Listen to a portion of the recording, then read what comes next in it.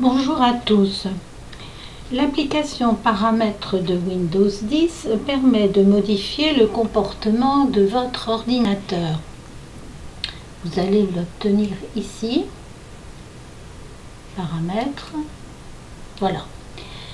Bien entendu, on se rend compte tout de suite que des paramètres, il y en a beaucoup. Parce que dans chaque groupe de paramètres, il y en a un certain nombre, ce qui fait que on arrive à des choses, un nombre de paramètres très important.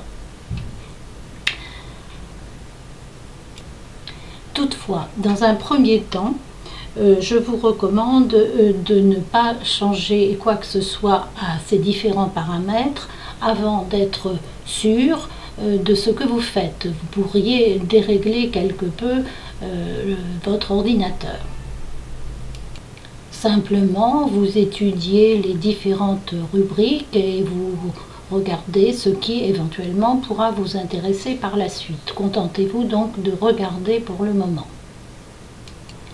Bien entendu, dans une seule vidéo, il ne sera pas question de voir tous les paramètres dans leur intégralité. Je vais me contenter dans un premier temps de regarder quelques points qui me semblent importants. Alors, dans ce groupe système, on peut regarder déjà dans un premier temps, par exemple, on avait déjà parlé de à propos. Ici, le dernier de la liste, ça vous permettra de voir certaines spécificités de votre ordinateur, en particulier la mémoire RAM qui est installée. Vous pouvez voir aussi quelle version de Windows vous avez, différentes choses. Je vous laisse regarder tout cela, ça vous donnera quelques renseignements. Toujours dans le système, le son. Ici, nous voyons par exemple que j'ai branché des écouteurs et si je débranchais mes écouteurs, j'aurais directement les haut-parleurs de mon moniteur. En ce qui concerne le micro, mon microphone, c'est le microphone de mon moniteur également. Pour tester le microphone, j'ai pas besoin de faire quoi que ce soit puisque je suis en train de parler, on voit que le micro fonctionne. Il y a d'autres choses que vous pouvez voir, mais c'est ce qui me paraissait le plus important en ce qui concerne le son. Toujours dans les paramètres système, nous pouvons aller voir l'alimentation et mise en veille, ce qui peut être intéressant. Alors, il y a deux mises en veille. Là, la mise en veille de l'écran qui va s'éteindre au bout du temps que vous aurez choisi ici. Et la mise en veille de l'ordinateur lui-même, de Windows. La différence étant qu'ici, c'est seulement l'écran qui va s'éteindre, ça n'empêchera pas Windows de continuer à tourner.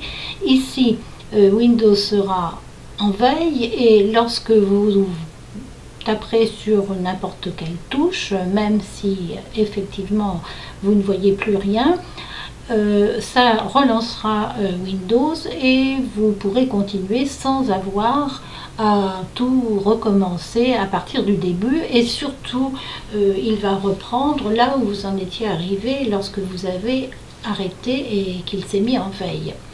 Alors ceci c'est un ordinateur fixe, c'est celui que j'utilise, donc il n'y a que ces deux possibilités de choix. Par contre, lorsque vous avez un ordinateur portable, la fenêtre va être différente. Voici ce que ça donne sur un ordinateur portable. Ce n'est pas la photo de mon ordinateur puisque le mien est un fixe, mais c'est une vue de ce que ça peut donner sur un portable. Alors, l'écran, ça va dépendre si vous êtes sur batterie ou si vous êtes branché sur le secteur. Sur batterie, ici, il a été demandé d'éteindre l'écran au bout de 10 minutes et de l'éteindre au bout oui, au bout de 30 minutes si on est branché sur le secteur. Ensuite, la veille, c'est-à-dire la mise au repos de votre ordinateur. Si vous fonctionnez sur batterie, il est demandé 1 heure de délai. Et par contre, si vous êtes branché sur le secteur, il est demandé de ne jamais mettre en veille. Après, ça, c'est un choix d'une personne quelconque, elle a choisi ça. Vous, bien entendu, si vous avez des réglages à faire, vous pourrez par la suite changer ces réglages. Alors, je reviens à mon écran. Pour changer les temps d'attente, vous cliquez sur cette partie et sur ce petit triangle et vous choisissez aussi bien ici que là. Donc voici, pour l'alimentation, elle est mise en veille, même s'il y a d'autres choses que vous pouvez encore éventuellement changer. Nous nous sommes donc intéressés au groupe de paramètres système, même s'il y a encore beaucoup de choses à voir. Pour aujourd'hui, on va les laisser. On peut s'intéresser par exemple aux périphériques. Alors, les périphériques, pour le moment, je vous propose simplement de regarder les paramètres de la souris que vous pourrez éventuellement modifier. Par la suite, la vitesse du curseur, éventuellement, si vous êtes gaucher, ici, c'est le réglage pour une personne qui est droitière. Donc le bouton principal est le bouton gauche. Vous savez qu'on fait toujours un clic gauche en principe. Maintenant, si vous êtes gauchère ou gaucher, vous pouvez choisir d'inverser les deux boutons. La vitesse, après, selon que vous aimez que votre curseur aille plus ou moins vite. Ensuite, là, vous observez un petit peu tout. Il y a des possibilités de changement. On avait aussi réussi à modifier la taille pour modifier la taille du pointeur, c'est ici. On avait déjà fait ça. Je suis revenue à l'accueil. Ici, je vais vous parler maintenant des comptes, rapidement. Alors, les comptes. Vous avez pour commencer vos informations ici. Vous pouvez changer votre photo, celle qui paraît en haut de votre compte, en utilisant la webcam. Je ne vais pas vous le montrer, vous cliquez et vous aurez une nouvelle photo qui ira se mettre en tête de vos informations, ou éventuellement, si vous avez déjà une photo, vous pouvez aller la chercher sur votre ordinateur. Vous fouillez votre ordinateur pour trouver votre photo.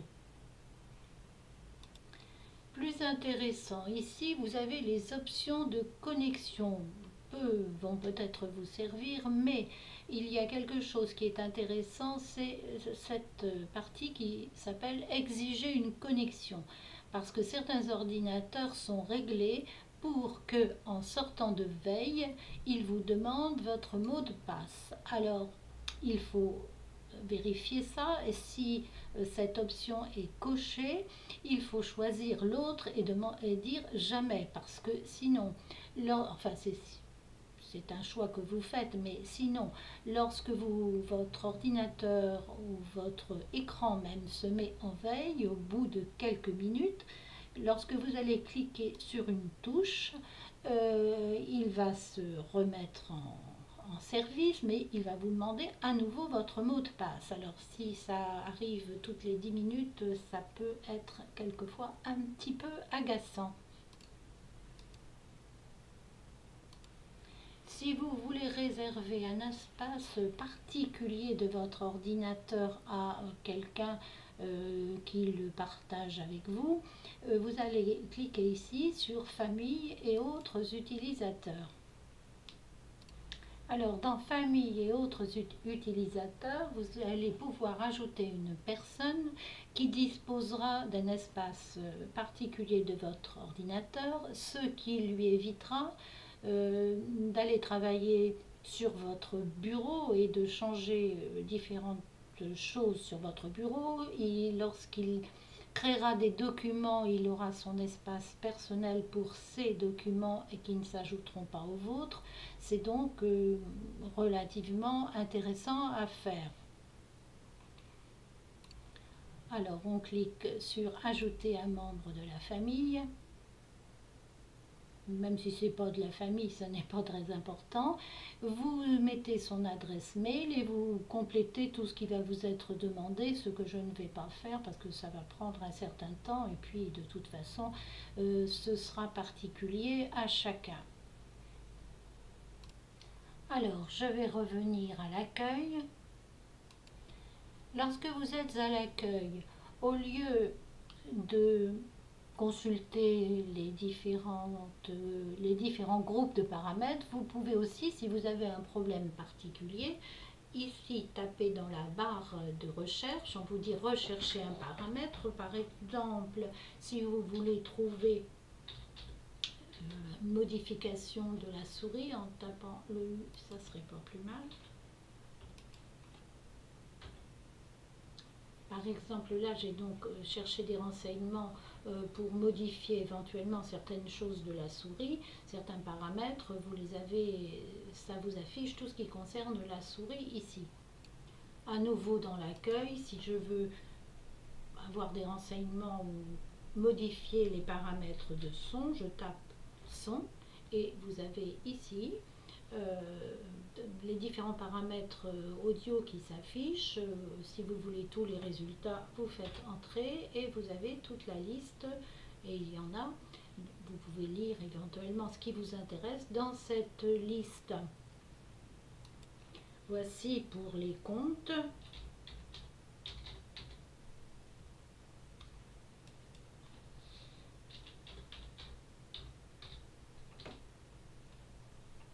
Même chose que tout à l'heure.